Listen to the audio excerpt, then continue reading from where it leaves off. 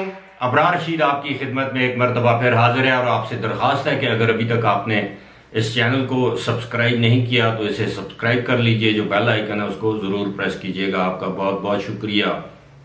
बिलाखिर गुज़श्ता शाम वो जलसा आम हो गया जिसकी काफ़ी अरसे से बाज़ गश्त सुनाई दी जा रही थी और दावे किए जा रहे थे कि 10 लाख अफराद इस्लामाबाद के परेड ग्राउंड में इकट्ठे किए जाएंगे। और सबसे अहम बात यह थी कि इस हवाले से दावे किए जा रहे थे कि इसमें हमारे वज़ीर आज़म कोई बहुत बड़ा सरप्राइज देंगे। 1.25 घंटे से ज़ायद की इस तकरीर के दौरान इमरान खान कोई ख़ास सरप्राइज तो नहीं दे सके सिवाय इसके कि उन्होंने एक ख़त दिखाया, लेकिन इसमें कोई शक नहीं कि ये एक बहुत बड़ा जलसा आम था या इज्तिमा था। और यकीनन इसमें इमरान खान की जमात के सपोर्टर्स बड़ी तादाद में शरीक हुए, ख़ास तौर पर खैबर पख्तूनख्वा और पंजाब से यहाँ तक कि गिलगित बल्तिस्तान, आज़ाद कश्मीर से भी और सिंध से भी लोग इसमें बड़ी तादाद में आए और शिरकत की। अब अपोजिशन की जानब से या इमरान खान के मुखालफिन की जानब से इल्ज़ामात लगाए जा रहे हैं कि इसमें सरकारी वसाइल को इस्तेमाल किया गया, सरकारी गाड़ियां इस्तेमाल की गई, लोगों को पैसे देकर, पैसे की लालच देकर लाया गया। कोई भी हुकूमत जब भी जलसा करती है तो यकीनन सरकारी वसाइल इस्तेमाल किए जाते हैं और इस दफ़ा अगर किए गए हैं तो ये कोई अचंभे की बात नहीं, कोई अनहोनी बात नहीं। लेकिन इसमें कोई शक नहीं कि बड़ी तादाद में फैमिलीज, खवातीन, बच्चे, हर उम्र के अफराद इस जलसे में शरीक थे और जिसको हम कहते हैं कि चार्ज क्राउड था, यानी उसमें जोश था, वलवला था। ऐसा नहीं था कि भेड़ बकरियों की तरह उन्हें हाँक के लाया गया और वो खामोश बैठे हुए थे। लेकिन जो मायूस कुन बात थी जलसे की वो ये थी कि 1.25 घंटे की तकरीर में तकरीबन, जो कि अब हर शख्स को असबर हो चुकी है, ज़बानी याद है, मेरे जैसा बंदा, आम लोग जो हैं वो प्रिडिक्ट कर सकते हैं, पेशगी बता सकते हैं कि अब खान ये कहेंगे, अब इमरान खान ये कहेंगे, अब ये बात होगी, अब उस पर इल्ज़ाम लगाएंगे, अब ये होगा। यानी गुज़श्ता जितनी भी उन्होंने तकरीरें की हैं गुज़श्ता 3.5 साल के दौरान, जब से वो इक़्तिदार में आए हैं या इवन उससे पहले जो वो तकारीर करते थे जब वो अपोजिशन में थे, तो ये जो कल वाली तकरीर थी ये उस तमाम तकरीरों का आप ये कह लें कि एक मुरब्बा था।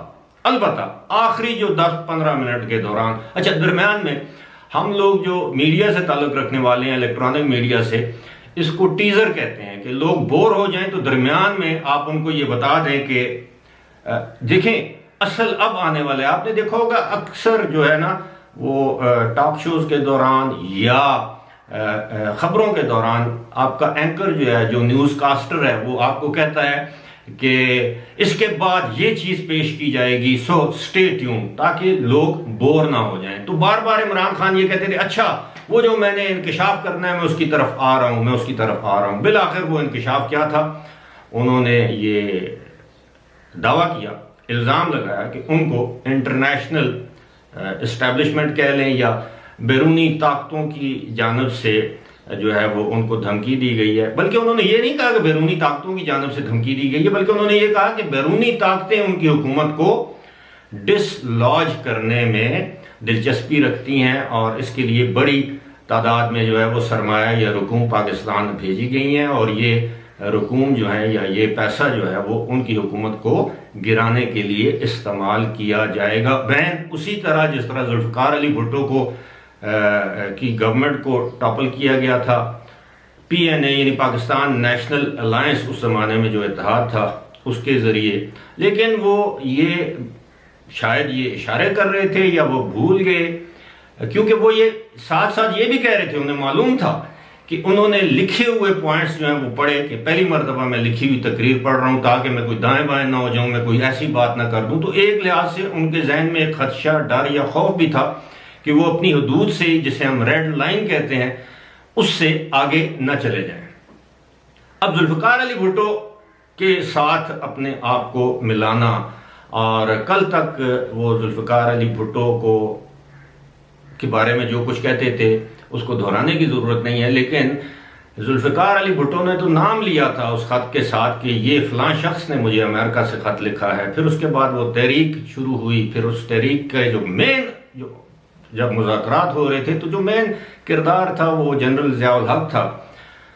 तो या तो इमरान खान आर्मी को मुलव्वस करना चाह रहे थे या इल्ज़ाम दे रहे थे कि कुछ लोग अंदर की ताकतें भी इन्वॉल्व थी भुट्टो की गवर्नमेंट को टॉपल करने में, भुट्टो को फांसी लगवाने में। तो शायद इस मरतबा भी ऐसा हो। और साथ ही साथ ये धमकी भी दे दी कि अब वो भुट्टो वाला दौर नहीं है, अब आज का दौर डिफरेंट है। यानी मैं भुट्टो साबित नहीं होऊंगा कि मैं आसानी से मुझे मेरी गवर्नमेंट को हटा दिया जाए। अब ये तजादात भी थे। अगर आपने खत, या तो आप खत ना दिखाते, और दूसरी बात यह है कि अगर आपको किसी बैरूनी ताकत ने ये धमकी दी है और बकौल शाह महमूद कुरैशी के कि ये मिलिट्री इस्टेब्लिशमेंट या आर्मी चीफ के नोटिस में भी है, तो एक तो ये है कि ये ऑफिशियल सीक्रेट एक्ट के तहत आता है कि अगर कोई चीज़ आप तक बतौर वजीर आज़म पहुंची है तो आप उसको अपने तक रखें, क्योंकि इसी का आप हल्फ उठाते हैं कि मैं कोई भी सरकारी राज जो है अफशा नहीं करूंगा।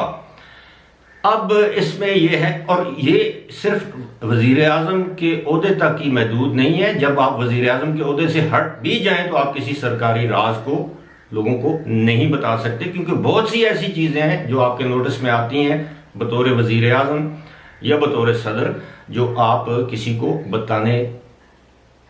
बता नहीं सकते। अब उन्होंने कौम को यह बता दिया, खत अपनी जेब में डाल दिया, पता नहीं उस खत में क्या है, उसके मंदरजात क्या हैं। और दूसरी बात यह है कि कोई भी, मैं समझता हूं कि कोई भी जिम्मेदार शख्स, हुकूमत, ओहदेदार, चाहे उसका ताल्लुक मिलिट्री से हो, सिविल से हो, किसी मुल्क से हो, किसी मुल्क का एम्बेसडर हो, वो कभी किसी दूसरे मुल्क के हुक्मरान को खत लिखकर धमकी नहीं देता। आजकल के दौर में अगर वो धमकी किसी ने देनी भी है तो उसके बेशुमार चैनल्स हैं।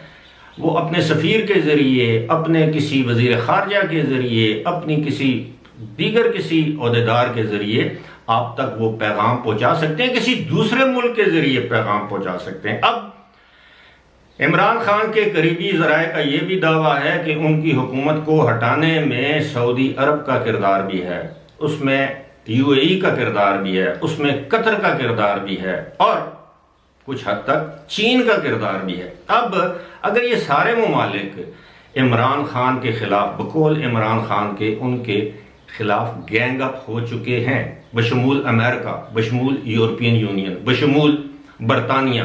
अब उन्होंने कहा कि बरतानिया में एक गोंगलू नुमा शख्स से किन लोगों ने मुलाकातें की। तो भाई जो जितने भी पाकिस्तान के इंटेलिजेंस अदारे हैं वो आपके मातहत हैं, यानी ISI आपके मातहत है, इंटेलिजेंस ब्यूरो आपके मातहत है, दीगर जो अदारे हैं वो आपके मातहत हैं। तो क्या उनके इल्म में ये बात नहीं थी? तो अगर उन्हीं अदारों के जरिए ये बात आपके इल्म तक पहुंची तो ये तो बहुत बड़ी अलार्मिंग बात है कि अगर किसी मुस्लिम लीग नून, किसी भी जमात के रहनुमा ने बरतानिया में पाकिस्तान दुश्मन कुव्वतों के एहलकारों या अहदेदारों के साथ मुलाकात की है तो फिर तो उनको अदालत के कुटहरे में लाना चाहिए। उनके खिलाफ पाकिस्तान में संगीन गद्दारी के मुकदमात दर्ज होने चाहिए, उनके खिलाफ सबूत पेश किए जाएं, उनकी अदम मौजूदगी में उनको सजा दी जा सकती है अगर वो पाकिस्तान में नहीं।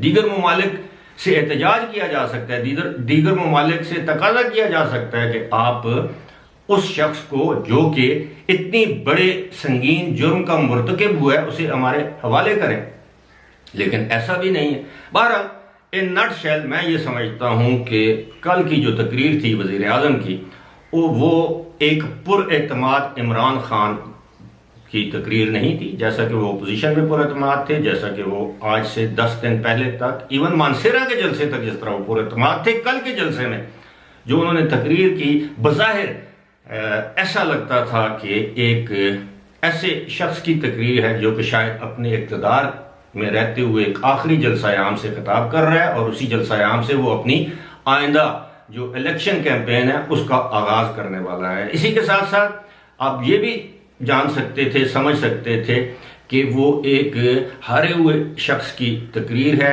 एक मायूस फ्रस्ट्रेटेड शख्स की तकरीर है। उसी तकरीर में उन्होंने अपनी पार्टी के उन अरकान को ज़मीर फरोश कह दिया जो कि अपोजिशन के साथ मिलना चाहते हैं या मिल चुके हैं। और साथ ही साथ दूसरी जानब पीपल्स पार्टी और नून लीग के कहा कि जो उनके बाज़मीर लोग हैं वो मेरे साथ आ जाएं, मुझे वोट करें, मेरा साथ दें। अब ये कैसे हो सकता है? अगर उनके लोग बाज़मीर हो जाएंगे अगर आपके साथ मिलें, और आपके लोग जो हैं वो ज़मीर फरोश हो जाएंगे अगर वो दूसरी जमात के साथ मिले, तो ये बहुत बड़ा तज़ाद है। साथ ही साथ ये इल्ज़ाम भी लगा दिया कि 25 करोड़ रुपए जो हैं वो उनके MNAs को अदा किए गए हैं। अगर ऐसा है तो यकीनन आपके पास सबूत होगा, अगर वो सबूत है तो आप वो किसी भी मुनासिब फोरम पर लेकर जा सकते हैं, लेकिन इस तरह आप कौम को हमेशा के लिए बेवकूफ़ नहीं बना सकते। फिलहाल इसी के साथ मुझे दीजिए इजाज़त। खुदा हाफिज़।